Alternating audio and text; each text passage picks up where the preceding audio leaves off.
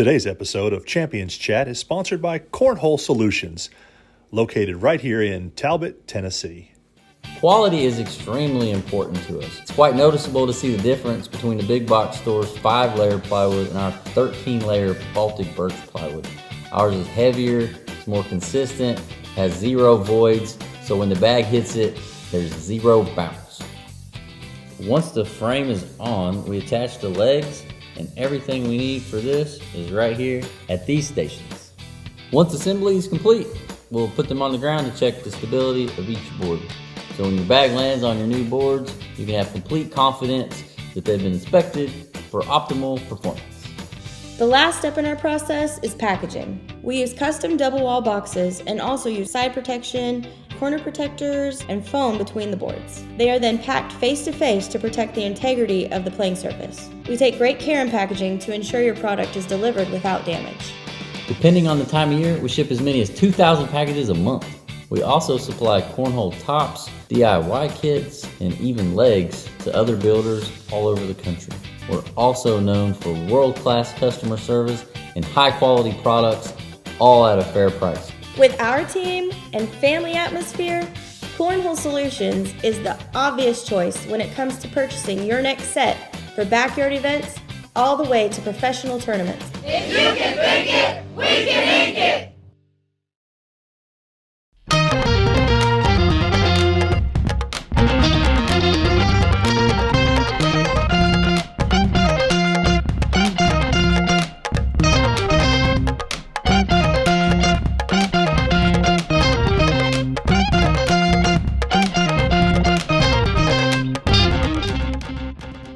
Welcome to our second episode of Morristown West Champions Chat.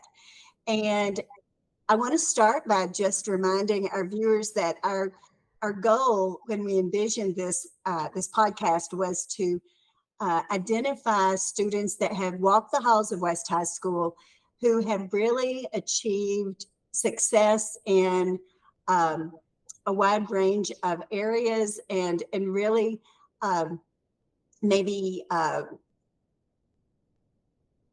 achieve some goals that maybe they didn't have for themselves when they were students in our building. And our next guest is somebody that I just love dearly, and I didn't get to spend nearly as much time with her as a student as I would have liked, but now that she is an adult and really has just done some amazing things for the people in her community, and she's going to be sharing that with you. But this is Stephanie Mendoza. And we decided that Stephanie was a student of mine back in maybe 2007, 2008. And so we're going to start with just maybe me asking Stephanie, if you would give me a little bit of your background. I know some things about you, even that I didn't know to begin with, maybe where you were born and what brought you to Morristown. So I'm just going to let you talk for a little bit and give us some of your early background before you came to West High School. Yeah, so I'm actually, it's my journey is a little different, I think, than most people. I was born in California, but I actually lived in Tijuana until I was 6 years old. And when my parents decided to immigrate to the United States permanently, because they did work in the United States, we moved to Tennessee. So I grew up in Tennessee. When people ask me where I'm from, I always say I am from Morristown, Tennessee. Rarely do I meet people that know where Morristown is, but when I do, I get super excited because that's the place that I consider I'm from. And then from there, moved to Illinois, to a suburb right outside of Chicago, to the first suburb to the north called Evanston, Illinois. So school for you, I know that you were a Lincoln Heights patriot, correct? Mm-hmm. Lincoln Heights Elementary and Lincoln Heights Middle School. Let's think just a little bit about, I know your family is really important to you. Yeah.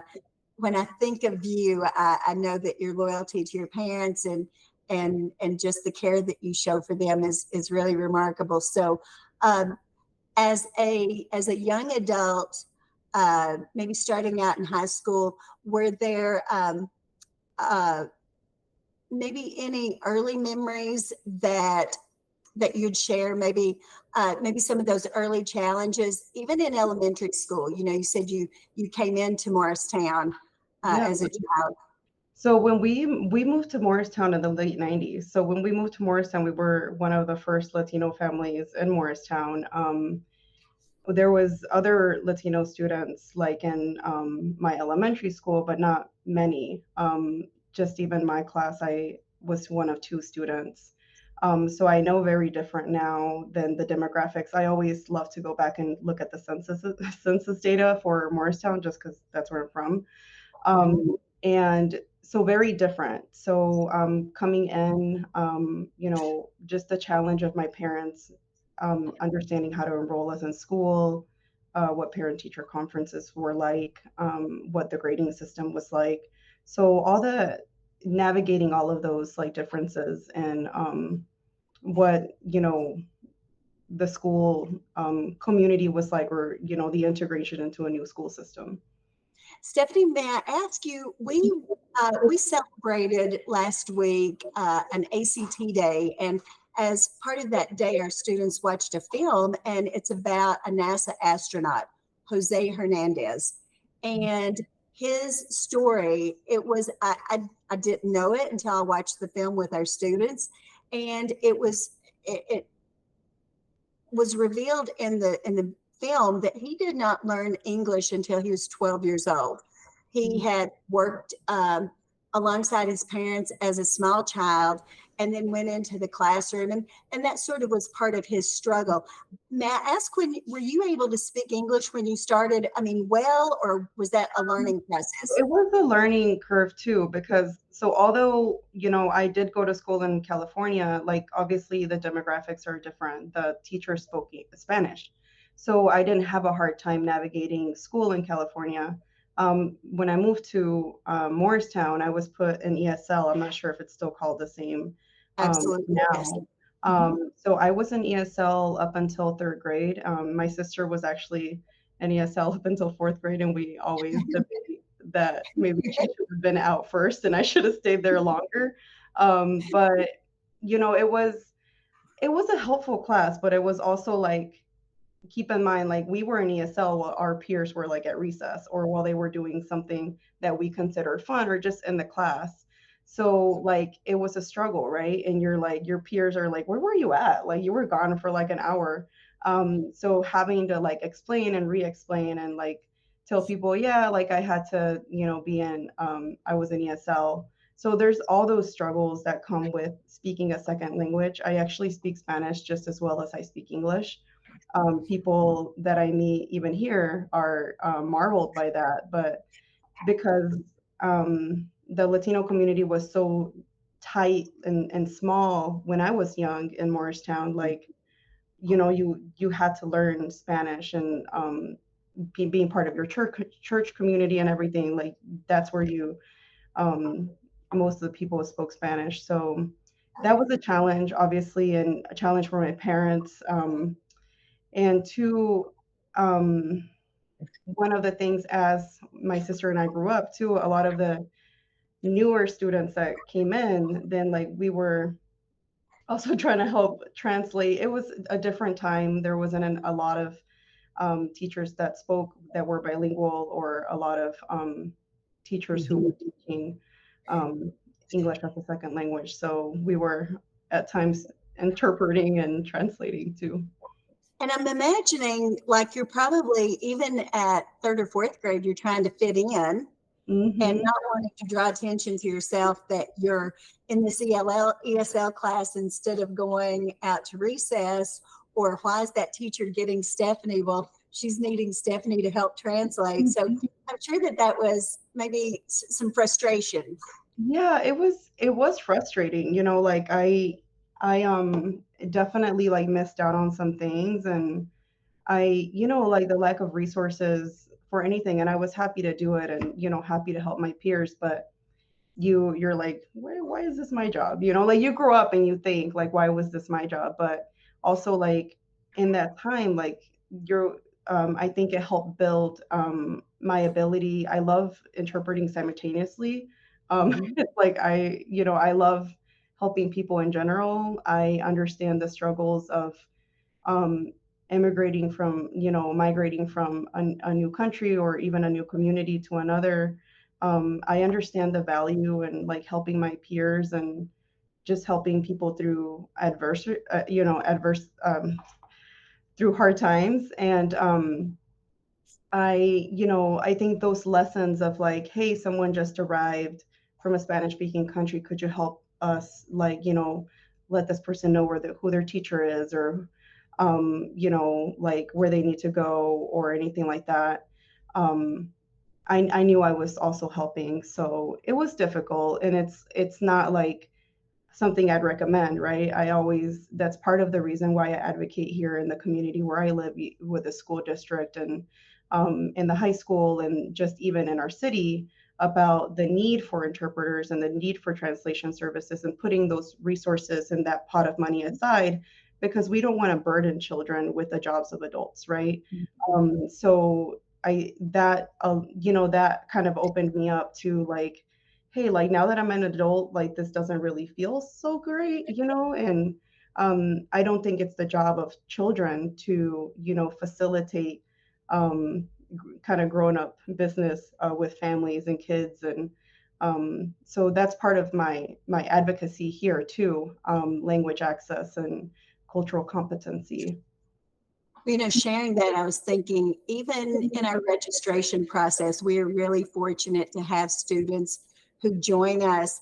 And there's this great, because of that great responsibility that we do place on those young adults, but there's also this great level of trust. Like, I need them to not just translate the words, but make sure you get the feeling that I'm sharing. If it's encouraging a parent to trust me with these course decisions, or maybe if it's a meeting where we're having to discuss, maybe some discipline issues or something that's not, that's a little uncomfortable for teachers and for parents. And then you have just a young adult there, and you often get a sense of that kind of maybe just a little bit of apprehension that they feel, because I do think they take it very seriously. So I think that's so important, and I love that. I knew that in your professional life now, I would definitely, label you as an advocate for people who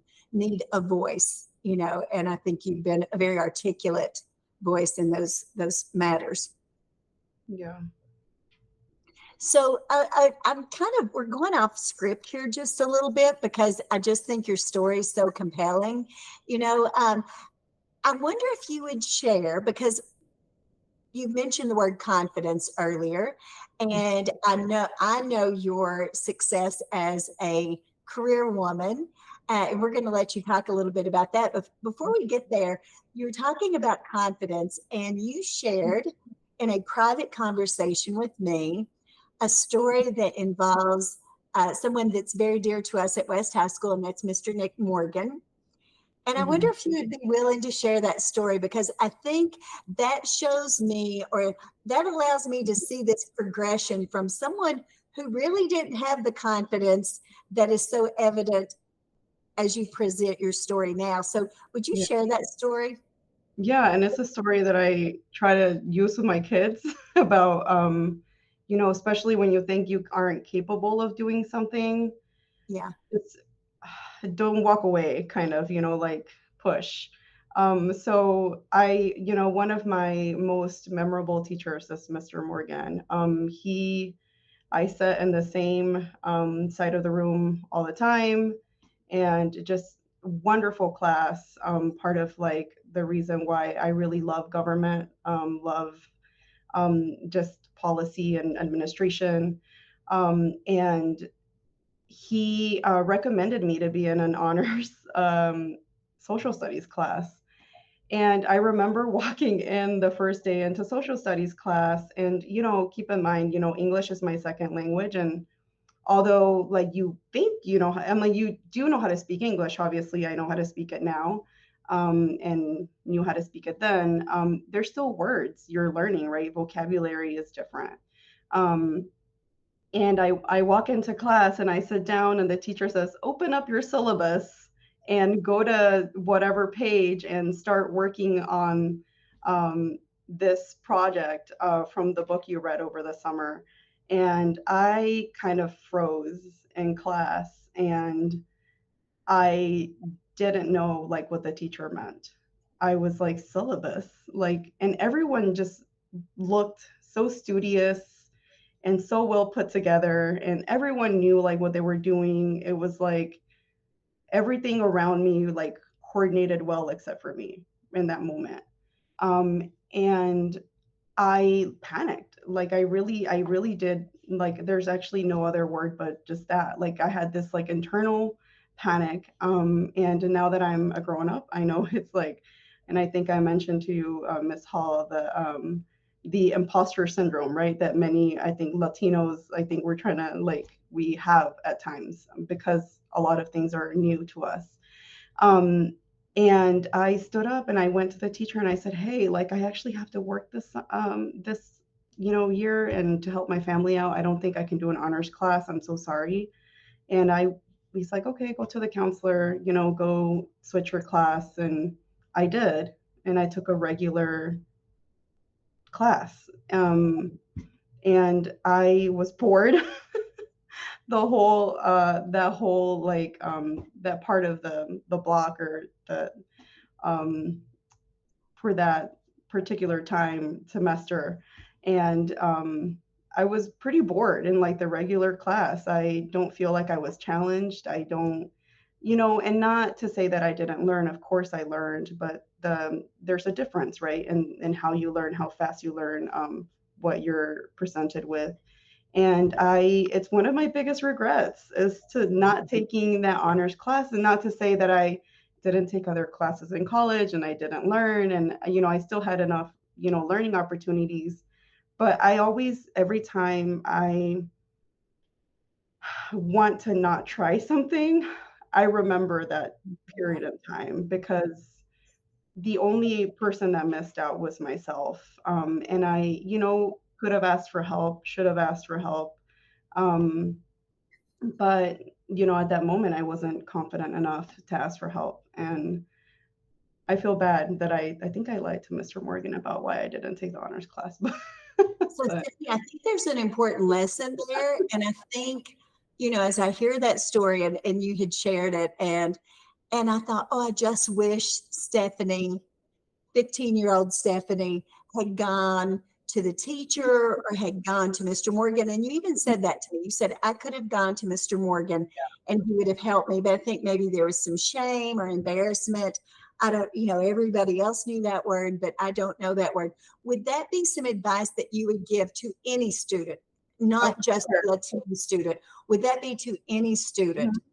yeah, like if there's something you don't know, just ask. I say that to everyone. I like don't shame anyone when they're asking a question. It doesn't matter how small it is, how insignificant it may look. Like just ask. Like if I would have just asked, like, hey, what's the word syllabus? And we're gonna be using this thing all year, and I don't know how to use it or what it is or how it works, then like, things would have been different, and it just took like me asking. And I'd say like if you have any concerns, doubts, like anything, just ask. And I had a really great relationship with a lot of teachers. I could have and should have done it.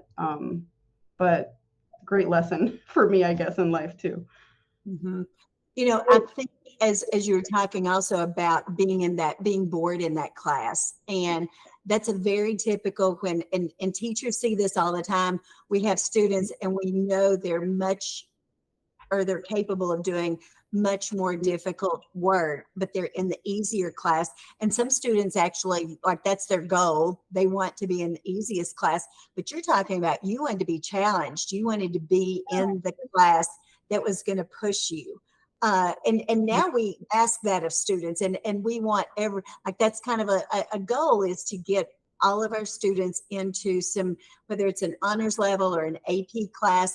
So Is that something, is that a lesson that you would share Yeah. again with a broad range of students? We're not talking to just one particular demographic, but what would you say about taking the most challenging coursework that a student's capable of being successful in? That's important. I mean, you've got to be able to do it, but Yeah, like I always loved being challenged as a student. And I tell even my own kids now, I said, like, look, when you're like cheating, you're only cheating yourself. You're not cheating anyone else. It's like the reality is the only person who is gonna feel that effect is you. And like it's the same thing with being challenged, right? Like the only person who's gonna know you're not being challenged is yourself. And I've always enjoyed being challenged, and mostly because there's always more of a learning opportunity, and it's like a game. It's fun, right? Like when you're challenged, it's the same reason why people like sports, or people like trivia, or people like other learning new languages. Because there is like that fun, in it. And I would highly recommend, don't shy away from being challenged, because there's no, I don't think the really like being scared of failure is not really like a reason to shy away from being challenged. We all learn, even if it's through failure. and it seems like you look at everything as an opportunity for Yeah. learning or growing. And yeah, maybe I'm going to fail at some things, but I learned through that. I need to ask something that you said earlier, that you always loved government and you loved policy. Where on earth, and there's got to be some point of origin, like wonder where that came from.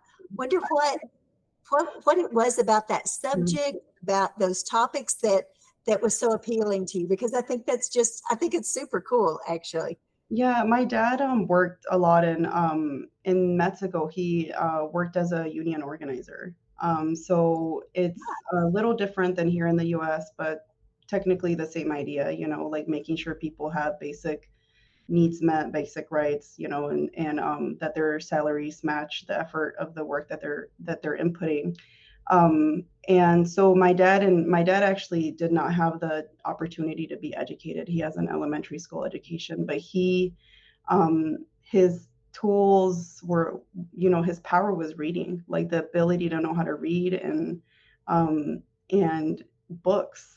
And he read just about different like policies, and just different government structures, different like major events in the world. And he would always like tell us, right, like in Spanish. And I remember even as a small child, I I would sit in a social studies class, and my dad is a silly guy, so he had like ways of teaching us history that was silly, and within that silliness, it's like you don't know to believe him or not. So when I was sitting in social studies class, I always like knew what the teacher was going to say, and I knew like the event, but I like almost didn't want to believe my dad because of how silly he was. But I think it's that, like, then realizing, oh, my dad's right. He taught me this like in a silly way, but it's actually correct. The dates are correct, the event is correct, and that kind of like my connection of like just making things fun. I think you do a good job at that, Miss Hall, and there's several, teachers at West that did a really good job at just connecting education to, I think, to like a person's character, and just life, and just silliness, and um, being yourself kind of while you're learning. And my dad, I mean, there's sometimes he still says things that are historically correct, but I still doubt. I have to go and read.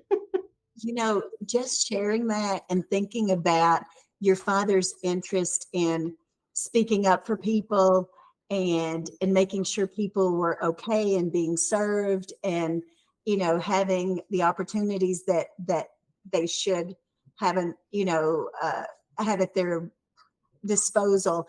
And it sounds like you really kind of followed in his footsteps. And just hearing that, I thought, he must just feel incredibly proud of the work that you do, you know.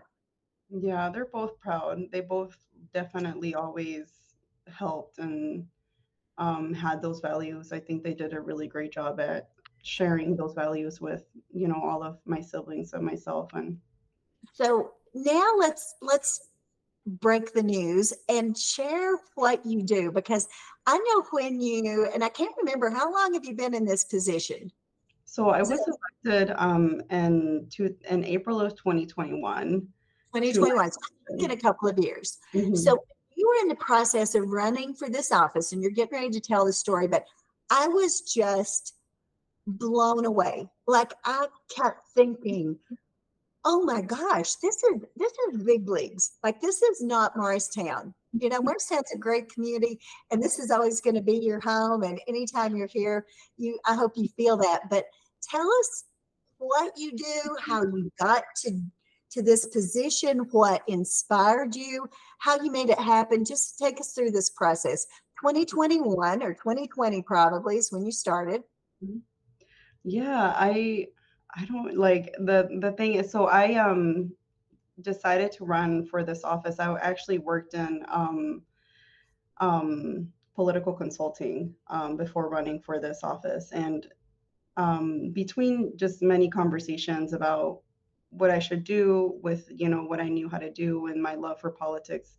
I have a bachelor's in political science because I don't like the politics necessarily, but the administration of government, which is the what I do now. So I decided to run for city clerk of my the municipality where I live. You have to live in the municipality to be able to run. And part of that conversation started because my grandfather had come to visit from Mexico, and he asked me like any young person out there would know the YouTuber or TikToker, what do you do for a living? Like was his question. And I started telling him like, yeah, like, I, tell people how to, organize, and maybe I'll help them write a script here or there, or I'll tell them where to go knock on a door, or I'll tell them how to put their publicity together and send it out, do mailers, and the whole organization of what makes up our democratic system. Um, and he's like, so if you do that for people, he's like, why don't you do it for yourself? So you're spending the whole time telling someone else how to think, what to do, where to go, and you're like, he's like, I don't understand why you don't do it yourself. He's like, if you're clearly like already out there trying to spread a message. And so I ran. My daughter was actually 6 months old when I decided I wanted to run for office. She's 4 years old now. And I thankfully knew how to do a lot of the work. I started from the bottom doing organizing, knocking on doors, or whatever it took, right? So I ran. I was elected in April of 2021. Had to organize my own campaign. I had one of my really good friends, became my campaign manager, because if you ever want to run for office, never run a campaign yourself, because candidates are the most stubborn people ever. It doesn't matter if you're running for student council, you are going to be stubborn, because whatever you think you're right, and you need someone who you trust, who can tell you like, hey, like maybe tone it back a little bit, or you are right, but here's a different approach. And so you need someone to be able to, guide you to be your wisdom person. I took office in May 10th of 2021. I'm of Mexican descent, so it was kind of nice to take office May 10th, because it's actually Mother's Day for me. Mexicans celebrate Mother's Day. My children were there, and my little one, my husband, my parents, when I took office. And my in my community, I was the first Latina to be elected into a citywide office, and which for my community was a huge accomplishment, right? Like as a Latina, to be able to represent, be a person who children here can look up to to that looks like them. Mhm. And that is despite only having only 12% of our population is Latino. So like it's not like overwhelmingly Latino, but definitely to have that support and to be the first is an honor. And I am like truly thankful and grateful to my community to trust Mhm. what I want to bring to the office.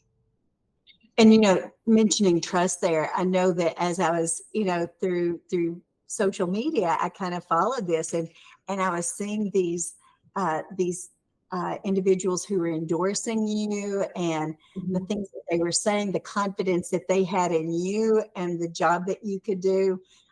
It was just like, man, she has really established herself. And then once you got the job, and I was realizing all of the opportunities again that you could serve as an advocate for the people in your community, it was like, that is what an ideal place to be if you want to help people. Like, you can Yeah. affect real change, whether it's registering individuals for voting or providing resources and services. You were speaking about language barriers and how that was a matter that was important to you. So, I mean, it just seemed like all of these pieces fell into place. And to say that your grandfather maybe gave you a little push. Why are you doing it for all these other people? Do it for yourself. Yeah. It's a great story. Yeah, no, and my grandfather like had just a different perspective. My grandfather was a bracero in the United States, was a laborer during the war and worked during the war here to keep the country going. He's like, you should not be doing this like for other people. Just do it for yourself. And he's Yeah. like, he's the one that especially would tell me like remember like where you're from and your roots and how lucky you are to have these experiences. And he's because he traveled back and forth um and he always tried to remind me of just the opportunity even that he was able to have even being a bracero during the war and then eventually staying here to work. um but yeah, that Yeah.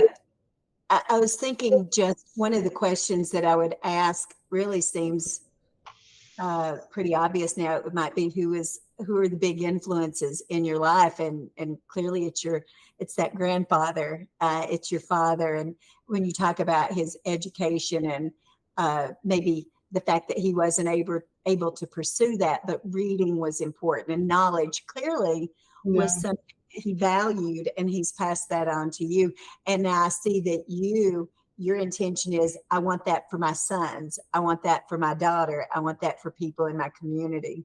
Yeah. Um, and what a beautiful legacy for your family, you know, and I hope you feel a lot of pride in that. Yeah, I do feel pride in it. The reality is not everyone gets opportunities to become educated. I certainly myself had I cannot say that word for some reason today.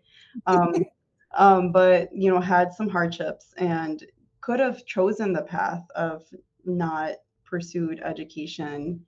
But looking at my grandfather, looking at my father, my mother, and the sacrifices that they made um, to not only come to this country but also just race us in a beautiful town, race us and try to give us the best they could give us, right? And it wasn't you know they weren't able to provide all the fanciest things, but we pulled through, right? Through just the many um things that we had to pull through. And I didn't want that to go to waste, right? Like all the different hardships could not like be in vain in my mind, right, of my parents. So just trying to give them just a little bit that way. And for me, like when I even just graduated college, being able to have them there and celebrate with me, and I don't know, like just have whatever little, because I know they worked so hard to be able to get me there, for them to be able to share that and finally like see that happen for their child was important for me, because they would know that their sacrifices were not in vain. Um, but that's, for me, that's important. And I know my dad and my mom both wanted to get an education and go to college and didn't get that opportunity. So, it's my way of giving them that. What better way? You talked about respect earlier, and that your parents expected you to be respectful to teachers or adults. But think about the respect that you've shown them by not letting their sacrifices be in vain. That's what you said. They Yeah. sacrificed, they faced these hardships so that I could have more opportunities, and to waste that, that would have been like the greatest disrespect that Yeah. you could show your parents by not Yeah. challenging yourself and really seeking the most success, or what you would value the most. So Yeah. I think you've certainly proven that. So I'm going to ask a question. If I'm a student and I'm facing whatever hardship, it could be because of my whatever, my religion or my ethnicity or my socioeconomic status. If I'm that student sitting in a classroom today, and I have whatever hardship that I'm dealing with, what do you say to that kid that you think might push them to work harder, take the more challenging classes, speak up, ask questions, communicate with teachers? What are you going to tell that kid? It's not permanent, it's not meant to be. So I just like, I think like when you're in that moment, and I, personally can still recall how it feels, right? Like there's this feeling of like just constant hardship. And it almost feels like it is permanent, but you kind of have to determine for yourself if you want it to be permanent, because you have control over your outcomes, over your life. And despite like what may be going outside of, you know, those four walls of school, and maybe that safety that you feel there, right? Where you can sit down and just be a student, whatever is out there is not permanent. It doesn't have to be. So taking advantage of the educational opportunities, the sports, the clubs, just everything you can take advantage of to be there, to have a place where you can just be yourself and explore yourself, take advantage. So whatever is out there, you work towards that not being permanent. And, um, my family, we suffered through food insecurity, through home insecurity, through different things. And like through transportation issues, just trying to get to school, and clothing, and everything you can imagine. We were a low income family in Morristown, and having to go through all of that, like that doesn't define you. Like what defines you is what you do with the opportunities that are given to you, and doing your best to take those opportunities and make something out of it. We talked, and I'm going to give you the last word, but in a private conversation, we were just sharing the fact that perhaps as that young high school student, you didn't realize the opportunities that you were capable of achieving. Yeah. But I think it was your stubbornness, your confidence, your the respect and the honor that you felt for your family that really just kept driving you. Yeah. And so students, you're saying they have to make that determination and then just Yeah. realize that those obstacles are temporary and that they can push beyond them and work to overcome them to achieve whatever. Yeah, like it's, and I know that sometimes feels like, well, it's easy for you to say like I need to overcome the obstacles that I have, but I mean, I know how difficult that can be. But the reality is if we, like if I would have just, just from my perspective, just given up and letting those obstacles define who I am, I wouldn't have been able to do a lot of, what I do. Statistically speaking, I wouldn't have even been able to graduate college, let alone run for public office or be elected. So if I want to live my life by the statistics, like there's a lot of things that I wouldn't have been able to accomplish. But just pushing through, asking for help, I think is super important. And, letting your teachers know, right? Like, what are the obstacles you're facing so they can, even if they can't solve all your obstacles, they can at least try to find solutions to making your life at school better and more manageable. Um, so yeah, pushing through, being, encouraging yourself to do more and taking advantage of. I mean, I wish I would have taken advantage of a lot of the opportunities at West and um, just taking advantage, doing it. But as you say that, I think I understand that, looking back, but then I think of all the people you're helping and just what you shared with us in this brief conversation. I think you're going to touch a lot of students at our school. I think your story is so heartfelt and it's relatable. And again, everybody's going to have a different goal. Politics or government administration isn't for everybody, but to hear you talk about the things that you've personally overcome, I think that just lets students realize, as you said, it's not permanent. I can make some really deliberate choices that can help me overcome that obstacle. It's not going to be, you never said it was easy. You didn't even suggest that.